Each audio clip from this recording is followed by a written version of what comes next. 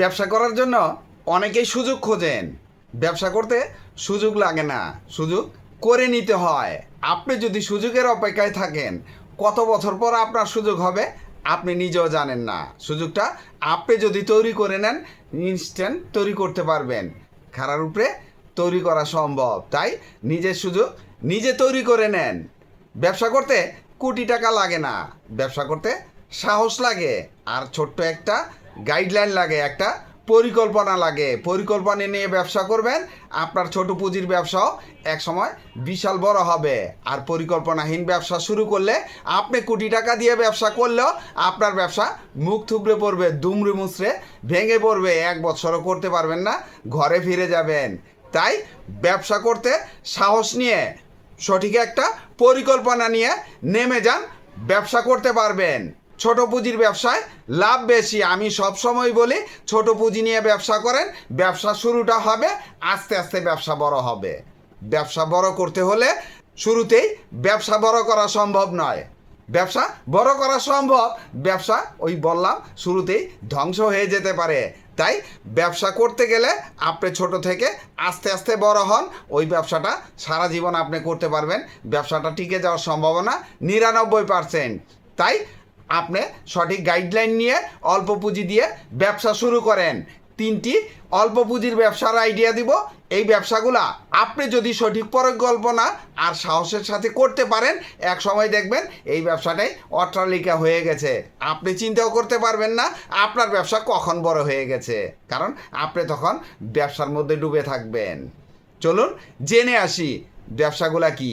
নতুন ব্যবসা শুরু করার ক্ষেত্রে আপনি অনেকগুলা ব্যবসার আইডিয়া একসাথে লিস্ট করবেন, এরপরে যাচাই বাছাই করবেন কোনটায় কী সুবিধা আছে কী অসুবিধা আছে, এরপরে যাচাই বাছাই করে একটা ব্যবসা সিলেক্ট করবেন। ব্যবসায় কিন্তু পণ্য সিলেকশন খুবই জরুরি। আপনি যদি ভুল পণ্য সিলেক্ট করেন তাহলে আপনার ব্যবসা শুরুতেই মুখ থুবড়ে পড়বে। আপনাকে সঠিক পণ্য সিলেক্ট করে নিয়ে আসতে হবে। আর যদি সঠিক পণ্য সিলেক্ট করতে পারেন তাহলে আপনাকে আর কখনোই পিছন ফিরে তাকানো লাগবে না। হোক সেটা অল্প পুঁজির ব্যবসা, 5,000 টাকার পুঁজির ব্যবসা হলেও পণ্যটা সিলেক্ট করলেন, এরপরে সঠিক একটা গাইডলাইন তৈরি করলেন, এরপরে আপনার ব্যবসাটা আপনি শুরু করেন। অল্প পুঁজির মধ্যে আপনি নিমকি তৈরির ব্যবসা করতে পারেন। অল্প কিছু উপকরণ দিয়ে এই ব্যবসাটা আপনি করতে পারেন, যেমন আটা অথবা ময়দা, চিনি অথবা লবণ, কালো জিরা ইউজ করতে হবে, তেল লাগবে নিমকি ভাজার জন্য। একদম সামান্য পুঁজি দিয়ে শুরু করা যায়। ব্যবসায় কিন্তু প্রফিট মার্জিনও ভালো। আপনার একটি রান্নাঘর থাকলেই হলো, আপনার বাসায় বসে যে কেউ ব্যবসাটা করতে পারবে। নিমকির কিন্তু মার্কেটে চাহিদা অনেক বেশি। এই ব্যবসাটা অনেক পুরানা হলেও আগেও চলছে, এখনও ভালো চাহিদা আছে এবং ভবিষ্যতেও থাকবে। তাই এই ব্যবসাটা যদি আপনি সঠিকভাবে করতে পারেন সঠিক গাইডলাইন নিয়ে, তাহলে বন্ধ হবার চিন্তা আপনাকে কখনোই করতে হবে না। কী ধরনের নিমকি তৈরি করতে পারেন, যেমন সাধারণ লবণ নিমকি, মিষ্টি নিমকি, মশলাদার নিমকি, ঝাল নিমকি। শুরুতে আপনি 5 থেকে 10,000 টাকা পুঁজি নিলেই আপনার ব্যবসাটা খুব ভালোভাবে শুরু করতে পারবেন। কারণ এটা কিন্তু প্যাকেজিং করতে হবে। প্যাকেজিংয়ের জন্য আপনার পলি প্যাকেট লাগবে, এরপরে হিট সিলার মেশিন লাগবে। সিলার মেশিনটা যদি আপনি ভালো মানের নেন তাহলে আপনার এই নিমকিটা বেশি দিন লাস্টিং করবে। আর যদি সিলার মেশিন কম দামের নেন, ওই প্যাকেজিং করলে যদি একটু ফুটা থাকে, হাওয়া বাতাস ঢুকলে এই নিমকিটা 1 থেকে 1.5 মাসের মধ্যেই নষ্ট হয়ে যাবে। তাই সিলার মেশিনটা আপনি ভালো মানের কিনবেন, তাহলে আপনার ব্যবসা করতে প্যাকেজিং করতে খুব সুবিধা হবে। আর মার্কেটিং যখন করবেন তখন আপনি গ্যারান্টি দিয়ে বলতে পারবেন অন্তত 5-6 মাস আপনার মালটা ভালো থাকবে। প্যাকেটের মধ্যে একটা স্টিকার লাগাতে পারেন, সেটা আপনার ব্যাপার। শুরুতে আপনি যদি স্টিকারের খরচটা না দিতে চান তাহলে স্টিকার ছাড়াই মার্কেটিং করতে পারবেন। আর এই সমস্ত জিনিস আপনি যে কোনো জায়গায় বিক্রি করতে পারেন। গ্রাম অঞ্চলে, গ্রামের হাট বাজারে এই নিমকিগুলার প্রচুর চাহিদা। আপনি হাটে বসে খুচরা বিক্রি করতে পারেন বা হাটের দোকানদারদের কাছে পাইকারি বিক্রি করতে পারেন। যে সমস্ত গ্রাম্য বাজার আছে, বাজারে স্থায়ী দোকান আছে, তাদের কাছে আপনি পাইকারি দরে বিক্রি করতে পারেন। সবচেয়ে বড় কথা, খুচরা এবং পাইকারি দুইভাবেই এই ব্যবসাটা করা সম্ভব। এই মালগুলা বিক্রি করবেন শহরে কোন জায়গায়?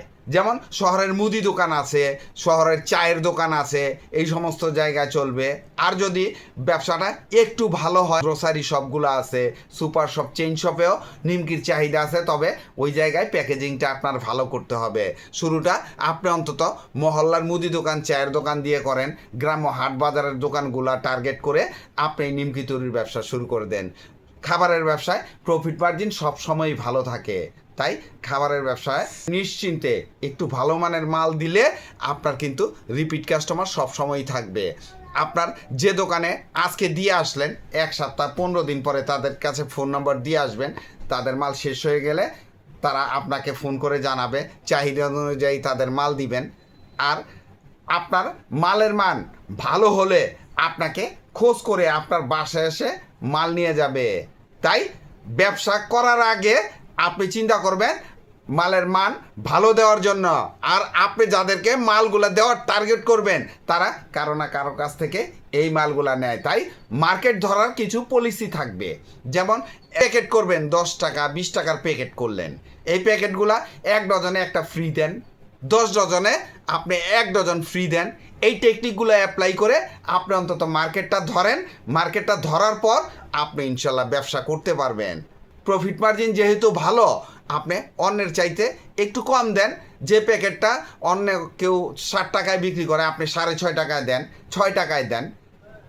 তাহলে কম দাম যদি দিতে পারেন, সবার চাইতে একটু কম দিয়ে আপনি মার্কেটটা ধরার চেষ্টা করতে পারেন, তাহলে আপনার ব্যবসাটা খুব তাড়াতাড়ি গ্রো করবে। যখন মার্কেটে পুরানা হয়ে যাবেন, আপনি ইচ্ছা মতো দাম নিতে পারবেন। তখন ওই রেগুলার কাস্টমার হলে তারা আপনাকে শুধু ফোন দিবে, আপনি দাম ধরে দিবেন। তাহলে এই ব্যবসাটা আপনি নিশ্চিন্তে একবার অন্তত ট্রাই করতে পারেন। শুকনা খাবারের প্যাকেজিং ব্যবসা, প্যাকেজিংয়ের যুগে কেউ কিন্তু খোলা খাবার নিতে চায় না, আর এই সুযোগটা আপনি নিতে পারেন। যে কোনো পণ্য আপনি প্যাকেট করতে পারেন, এখানে কোনো রেস্ট্রিকশন নাই।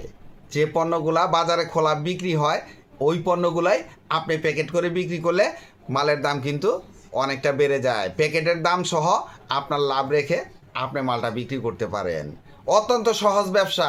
মাল পাইকারি মার্কেট থেকে কিনে নিয়ে আসবেন, যাচাই বাছাই করবেন, সুন্দর করে বাছাই করে প্যাকেট করবেন আর মার্কেটিং করবেন। ব্যবসা শুরু হয়ে গেল। নিজস্ব ব্র্যান্ডেও করতে পারেন, নন ব্র্যান্ড দিয়ে শুরু করবেন।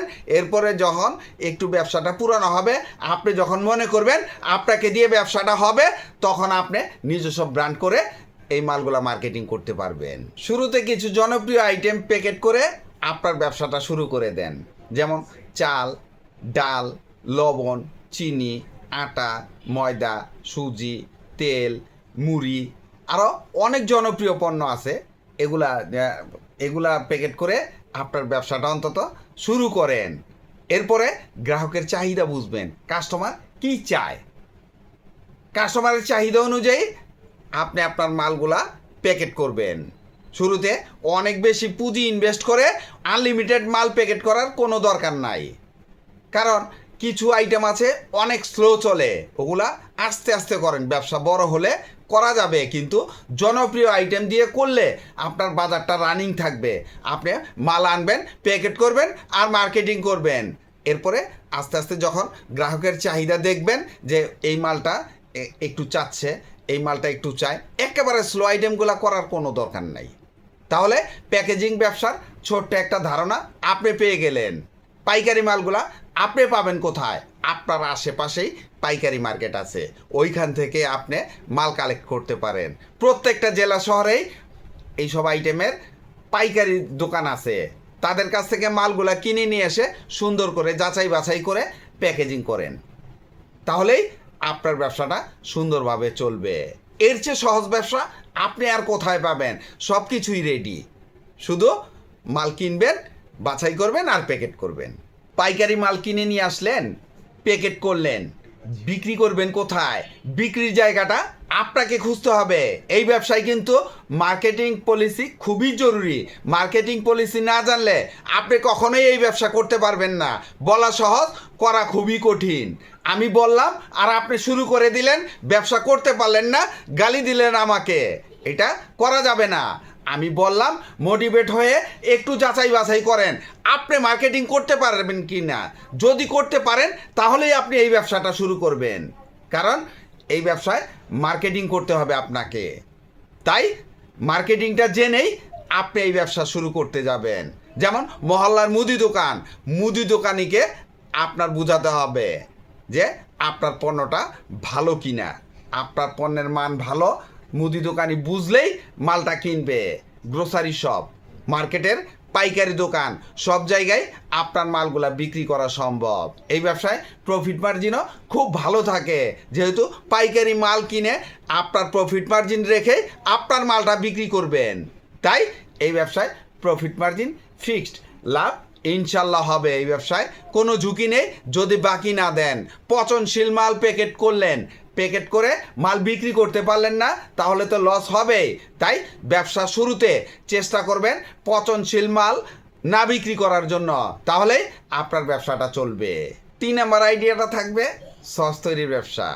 প্রত্যেকটা বাঙালির ঘরে ঘরে সসের ব্যবহার রয়েছে। আগে এই সসের ব্যবহার আমাদের দেশে খুব কম ছিল, এখন কিন্তু প্রত্যেকটা জায়গায়, যেমন রান্নার কাজ, ফাস্টফুড তৈরি, তাছাড়া খাওয়া দাওয়ায় সসের ব্যবহার একেবারে অপরিহার্য।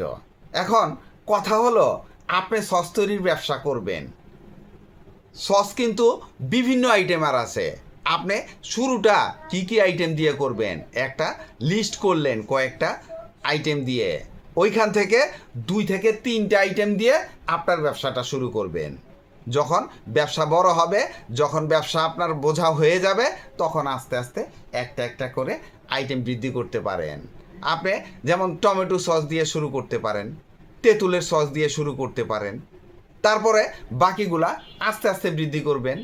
শুরুতে আপনি 2টা আইটেম সস দিয়ে ব্যবসাটা শুরু করেন, যেমন টমেটো সস এবং তেঁতুলের সস।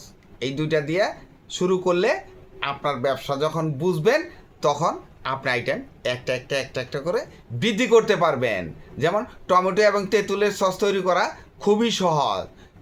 আপনি যদি না পারেন, ইউটিউবে সার্চ করেন, ফেসবুকে দেখেন, ইনস্টাগ্রামে দেখেন, অনলাইন ঘেটে সস তৈরি শিখে কিভাবে সস তৈরি করে, কিভাবে প্রিজার্ভ করে, সব কিছু শেখার পর আপনি তৈরি করে আগে খেয়ে দেখবেন।